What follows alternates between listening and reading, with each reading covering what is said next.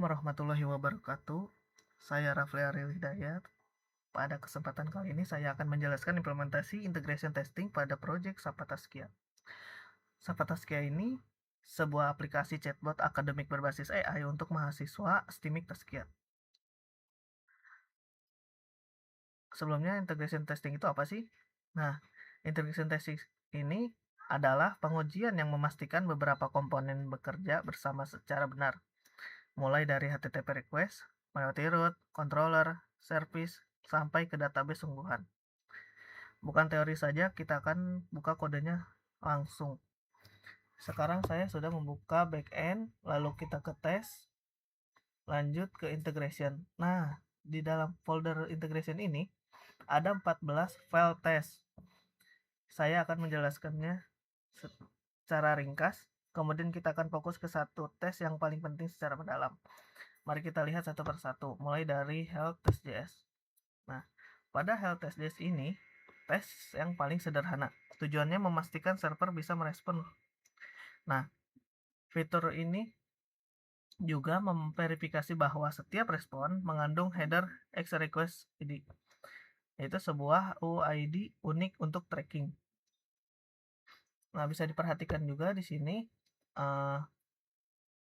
ini adalah realistic test. Tes tidak bisa memaksa 200 karena bisa saja database sedang down di CL. Lalu kita lanjut ke out.test.js. Pada file ini menguji fitur login secara dasar. Fitur yang diuji adalah login dengan NIM, login dengan email, dan berbagai skenario gagal seperti password salah, NIM tidak dikenal, atau file kosong. Lalu kita lanjut ke out extended test. Pada file ini adalah versi extendednya dari out test yang sebelumnya. Coverage lebih luas. JWT refresh token, logout yang memvalidasi session, update profile, verifikasi mahasiswa, dan berbagai edge case bearer token. Yang menarik di sini adalah tes logout. Setelah logout, tes mencoba akses get API, out, lalu kembali lagi, dan harus mendapat 401. Lalu kita lanjut ke out routes extended. Nah, pada file ini fokus pada jalur validasi middleware. Jadi apa yang terjadi ketika request masuk tanpa header dengan token palsu atau dengan format yang salah. Lalu lanjut ke out.test.js. Pada file ini, alur Google Out tujuannya memverifikasi redirect behavior karena kita tidak bisa simulasi login Google di sungguhan di test environment.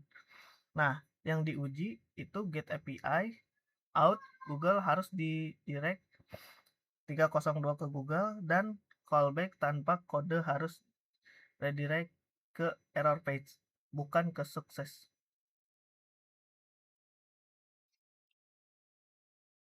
Nah, lalu bisa kita lanjut ke academic test.js.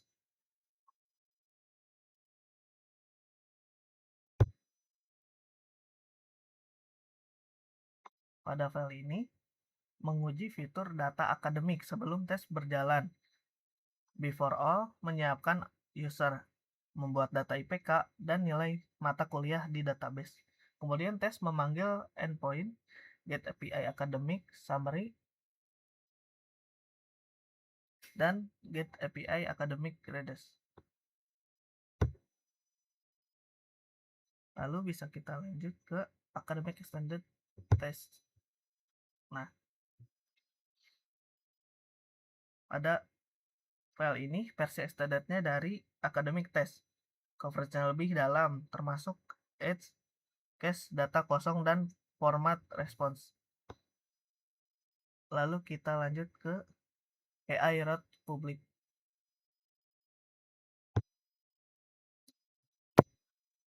Pada file ini menguji endpoint AI yang bisa diakses publik tanpa login, jadi seperti suggested prompt. Nah, lanjut ke extended test.js. Nah, pada file ini menguji fitur chat AI, tapi fokusnya pada validasi dan manajemen percakapan. Yang diuji membuat conversation, mengambil history, mencari conversation, dan menghapusnya.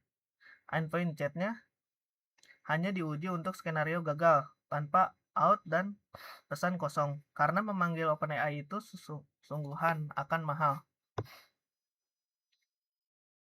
Lalu kita lanjut ke admin test.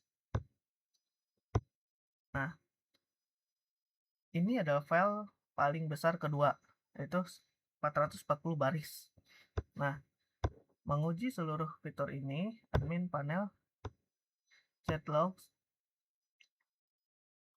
analytic real time, analytic history, knowledge base, CRUD, bug report, announcement, dan suggested from. Nah, yang penting di sini, setiap admin root diuji 2 kali tanpa token 400, hanya 401.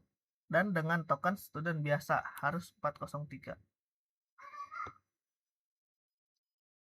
Nah, lalu kita lanjut ke notification test case. Nah, file ini menguji sistem notifikasi dan pengumuman. Ada 542 baris. Yang unik, tes ini memverifikasi fanout ketika admin membuat satu announcement. Notifikasi harus dibuat untuk semua user aktif. Lalu kita lanjut ke rate limit. Nah, pada file ini menguji sistem rate limiting. Ada tes menarik, mengirim 5 request bersamaan menggunakan promise all dan memastikan tidak ada yang diblok di test environment. Lalu kita lanjut ke quest extended JS. Pada file ini menguji akses sebagai quest user yang belum login. Fitur yang diuji CTI tanpa token suggested from. Lalu kita lanjut yang terakhir, Redis service. Nah, oke, satu-satunya tes yang langsung menyentuh Redis tanpa melalui HTTP menguji operasi set, get, delete, dan time to left di Redis chat. Nah,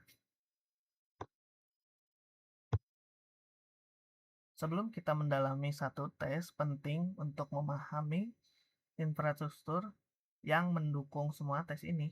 Sekarang saya membuka file test helper. Nah, kita ke apk helper.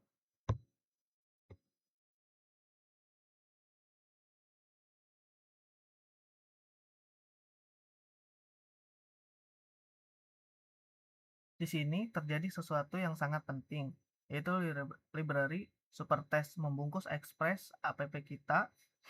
Ini berarti semua HTTP requestnya di tes dikirim langsung ke express di memori tanpa membuat port, tanpa koneksi jaringan sungguhan. Tes berjalan cepat dan terisolasi. Lalu ini ada db helper. Nah, file yang kedua adalah helper untuk manajemen database testing.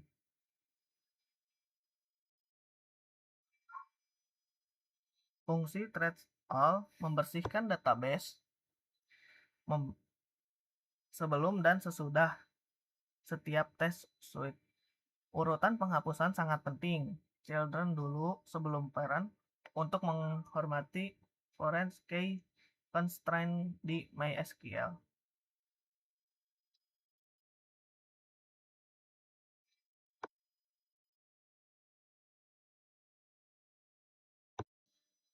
Sini juga ada fungsi set test user. Nah, fungsi dari set test user ini membuat user tes di database sungguhan. Passwordnya di hash menggunakan wcrypt. Sama persis seperti di production. Inilah yang membuat ini bukan unit test biasa. Kita menyentuh database nyata. Oke, di sini kita ke outtest.js. Nah, sekarang kita masuk ke bagian utama. Saya pilih fitur login sebagai fokus deep dive karena login adalah gerbang utama aplikasi, semua fitur lain bergantung padanya. Nah,